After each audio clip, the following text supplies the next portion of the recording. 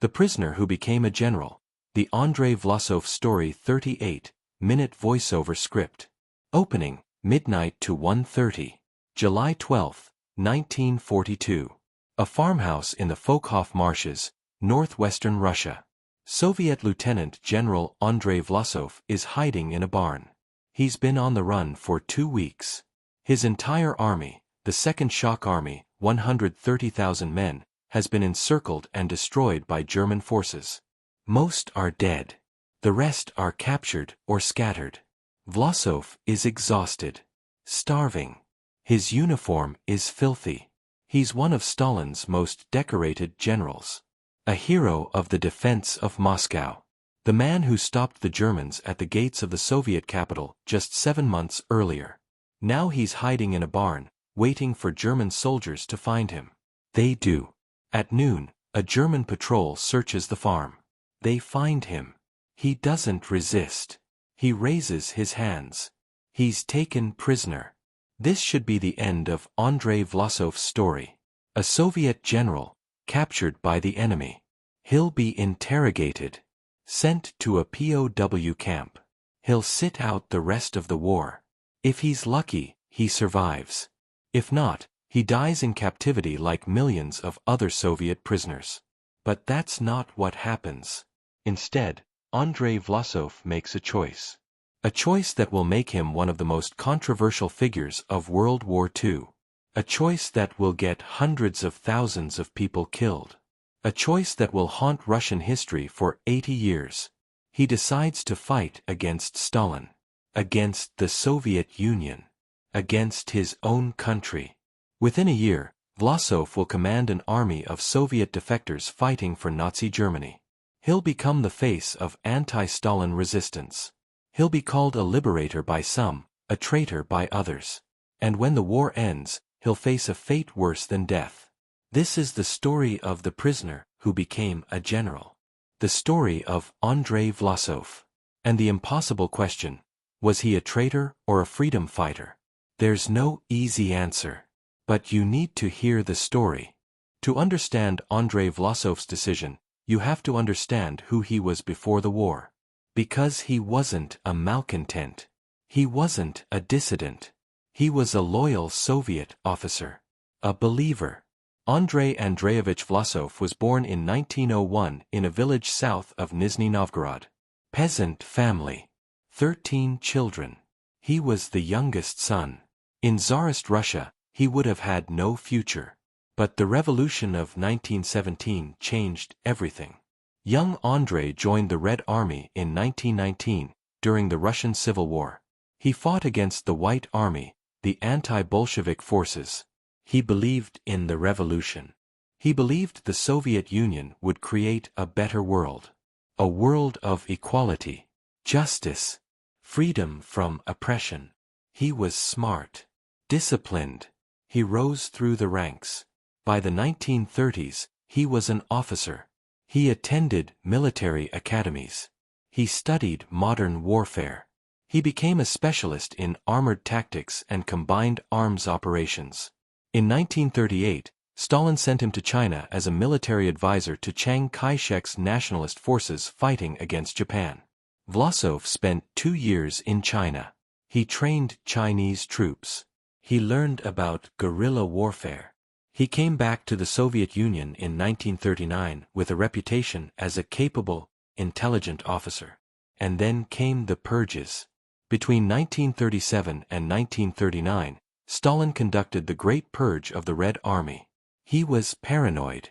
He saw enemies everywhere. He accused thousands of officers of treason, of being spies for Germany or Japan. Most of the accusations were false. It didn't matter. The officers were arrested, tortured until they confessed, then executed or sent to the Gulag. The Red Army's leadership was decapitated. Approximately 30,000 officers were purged. 3 of 5 marshals. 13 of 15 army commanders. 57 of 85 corps commanders. 110 of 195 division commanders. The best military minds in the Soviet Union, men with real combat experience, were murdered. Vlasov survived. Why? Probably luck. Probably because he was in China during the worst of the purges. Probably because he kept his head down and didn't attract attention. But he saw what happened. He saw loyal officers, men he knew, dragged away and shot. Men whose only crime was competence. This planted a seed. A seed of doubt. Not rebellion. Not yet. Just doubt. A quiet question. What kind of system destroys its own best people? But Vlasov kept serving. He was a soldier. That's what soldiers do. June 22, 1941. Germany invades the Soviet Union. Operation Barbarossa. 3 million German troops pour across the border. It's the largest invasion in human history. The Red Army, weakened by the purges, is caught completely unprepared. Entire Soviet armies are encircled and destroyed in days. By October 1941, the Germans are at the gates of Moscow. The Soviet capital is in panic. Stalin considers evacuating. The government prepares to flee to Kuibyshev, 500 miles to the east. It looks like the end. But the Red Army holds. Barely. And one of the commanders who makes a difference is Andrei Vlasov. In November 1941, Vlasov is given command of the 20th Army, defending the northern approaches to Moscow. His orders are simple: hold the line. Do not retreat. If the Germans break through, Moscow falls. Vlasov does more than hold. He counterattacks. In early December, as the first Soviet winter offensive begins, Vlasov's 20th Army pushes the Germans back.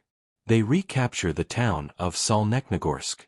They drive the Germans 20 miles from Moscow's outskirts. It's not a decisive victory. The Germans aren't defeated.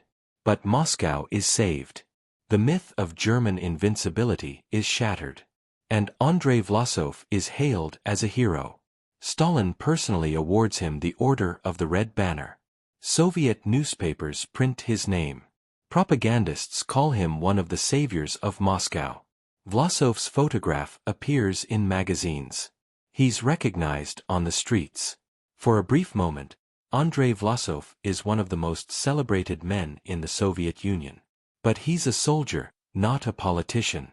In January 1942, Stalin orders a massive offensive. The plan is ambitious: drive the Germans all the way back to the Polish border, recapture everything lost in 1941. It's overly ambitious. The Red Army doesn't have the strength. But Stalin insists. Vlasov is given command of the Second Shock Army. His mission: break through German lines near Leningrad, relieve the siege of the city, encircle German forces. It's a disaster. The Germans counterattack. The Second Shock Army is isolated in the Fokhof marshes, a nightmare of swamps, forests, and frozen rivers. Supply lines are cut.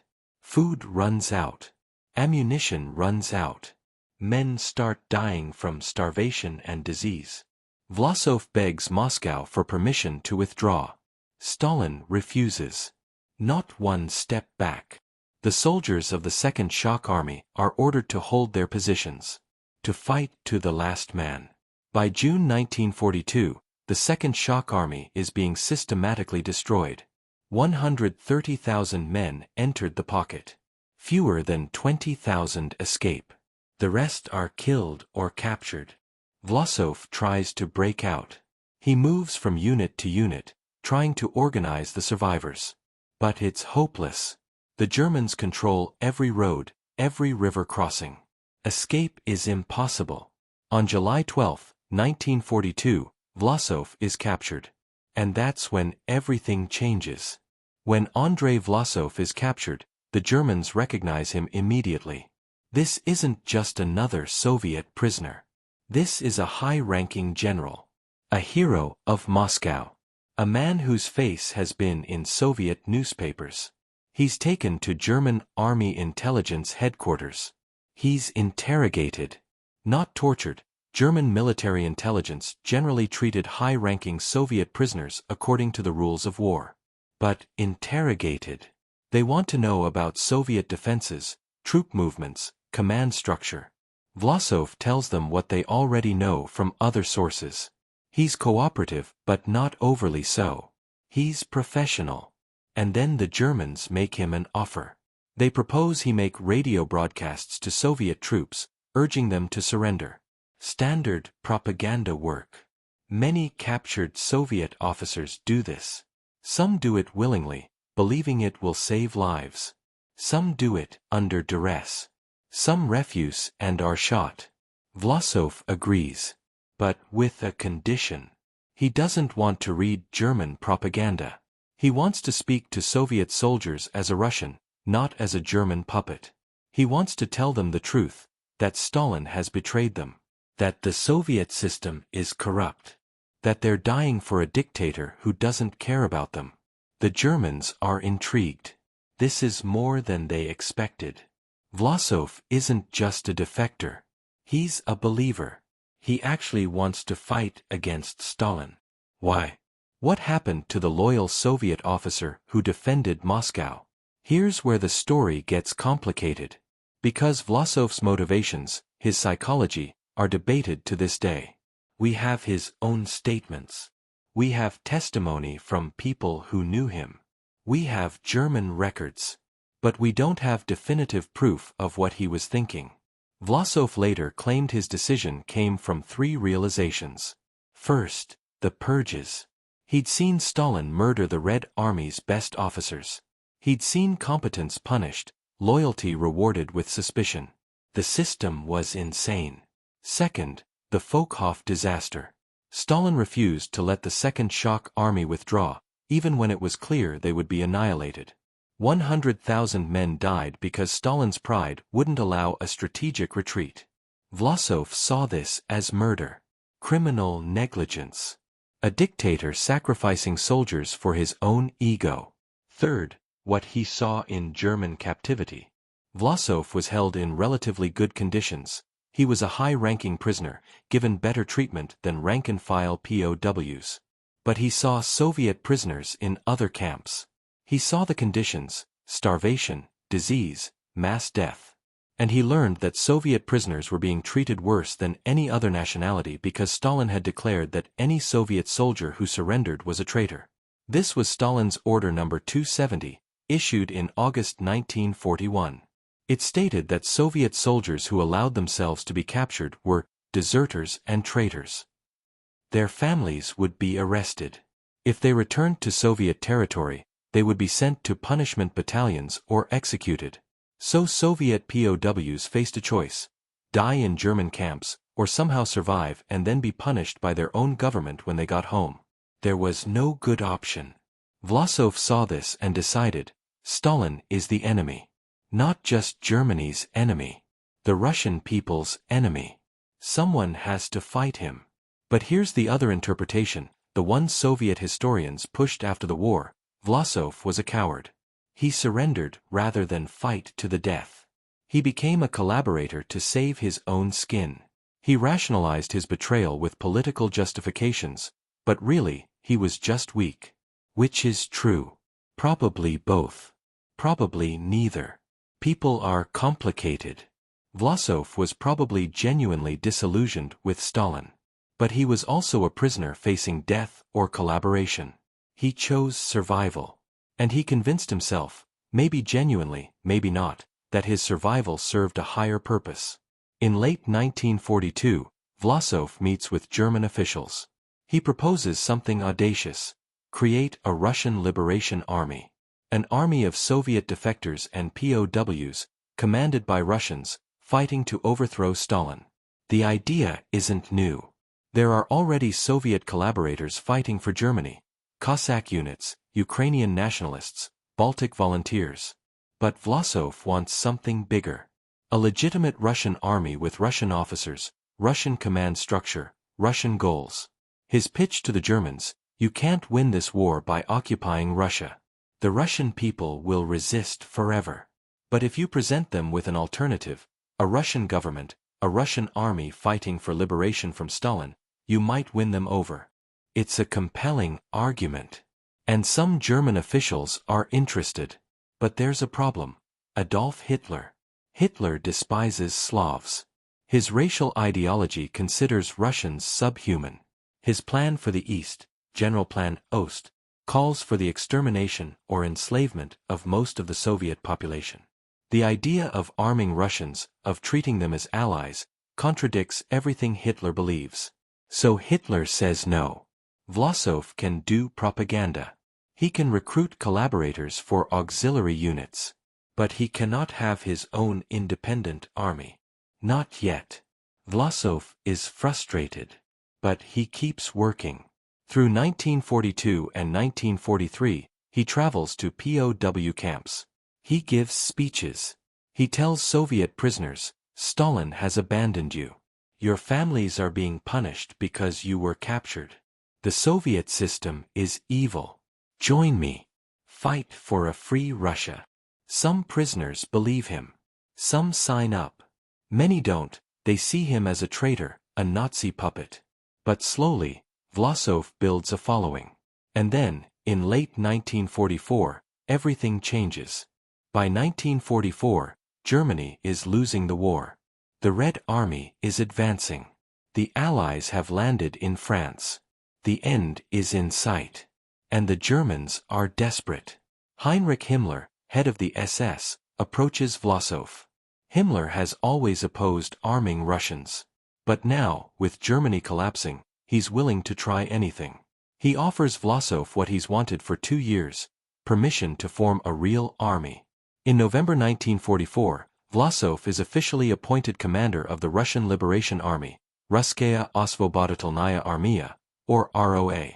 The Germans provide weapons, uniforms, equipment. The ROA's uniform is German field gray but with Russian insignia, the cross of St. Andrew, the colors of the old Russian Empire. The propaganda is clear. This is not a German army. This is a Russian army. Fighting for Russia. Against Bolshevism. Recruitment begins. Soviet POWs are offered a choice: join the ROA, or stay in the camps. Thousands sign up. Some believe in Vlasov's cause. Some just want to survive. Some see it as a chance to escape the camps and then defect back to the Soviets. There are documented cases of ROA soldiers deserting and returning to the Red Army. By early 1945, the ROA has approximately 50,000 men organized into 2 divisions. Not a huge force, but significant. But here's the tragedy: they're too late. By the time the ROA is combat-ready, Germany is collapsing. There's no realistic chance of overthrowing Stalin. There's no realistic chance of even surviving. Vlasov and his men are doomed, and they know it. The ROA's first and only major combat action comes in February 1945. The 1st ROA Division is sent to the Oder River front to fight the advancing Red Army. They're supposed to hold the line, by time for German forces to regroup. They're massacred. Soviet artillery pounds their positions. Soviet infantry overruns them. The ROA soldiers fight, but they're outmatched. Within days, the division is shattered. Hundreds are killed. Thousands desert. Vlasov realizes the war is lost. He makes a desperate decision: move the ROA south, away from the main front. Try to reach American or British forces. Surrender to the West, not to the Soviets. Why? Because he knows what Stalin will do to them. Order number 270 is still in effect. Soviet soldiers who fought for Germany will be executed or sent to the Gulag. There will be no mercy. In May 1945, as Germany collapses, the ROA moves toward Prague, in Czechoslovakia. They're hoping to surrender to American forces advancing from the west. And then something unexpected happens. The Prague Uprising. On May 5, 1945, Czech resistance fighters in Prague rise up against the German occupation. They seize control of parts of the city. They call for help. German SS units prepare to crush the uprising. Vlasov makes a choice. He orders the ROA to intervene, on the side of the Czech resistance. Against the Germans. It's a stunning reversal. For 3 years, Vlasov has fought alongside Germany. Now, in the final days of the war, he turns against them. Why? Probably several reasons. He wants to prove to the Allies that the ROA is not a Nazi puppet. He wants to show that he's genuinely anti-Stalin, not pro-Hitler. And maybe, just maybe, he believes it will save his men. If they help liberate Prague, maybe the West will protect them. The ROA fights the SS in Prague for 2 days. They help the Czech resistance hold key positions. German forces withdraw. On May 9, 1945, Soviet troops arrive in Prague. The city is liberated. Vlasov orders his men to retreat. They move west, trying to reach American lines. But the Americans have made a deal with the Soviets. All Soviet citizens, including defectors, are to be handed over to Soviet authorities. Vlasov is captured by Soviet troops on May 12, 1945. He's arrested, flown to Moscow, thrown into Lubyanka prison.